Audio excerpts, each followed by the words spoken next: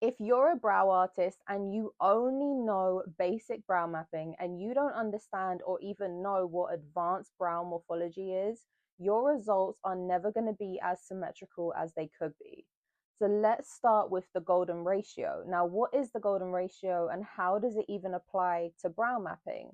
Well, around 300 BC, the golden ratio was first studied, and famously, it was used in artwork by Leonardo da Vinci. It's basically a mathematical formula that explains how things look naturally aesthetically pleasing to the eye, and therefore how a brow shape will suit a client's face shape more than others. There is not just one brow shape that suits everyone. Every client has a different facial structure, and it's our job as the brow artist to find the brow shape to frame our client's face in the most aesthetically pleasing way. When someone looks at another person's brows and thinks, wow, her brows look perfect, it's usually because that brow is aligning with elements of the golden ratio. It helps to determine the most aesthetic brow length, width, and positioning of the brow that will actually flatter your client's facial structure the most.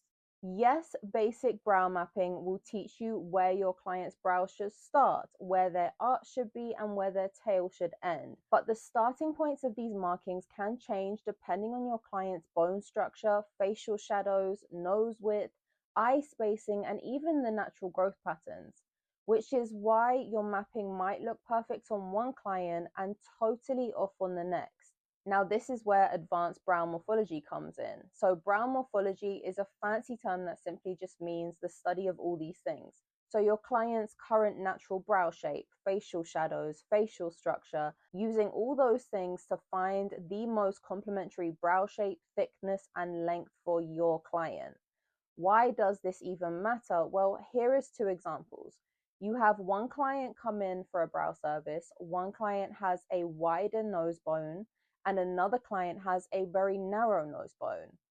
Well, if you use the exact same starting point for your brow mapping on both of these clients, one client's brows are going to look way too close together and the other client's brows are going to look way too far apart.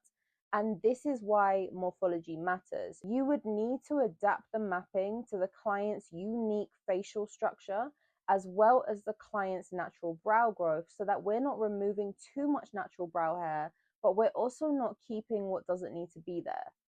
When you finally understand all of this, your mapping will stop feeling like guesswork because better brow mapping produces better results.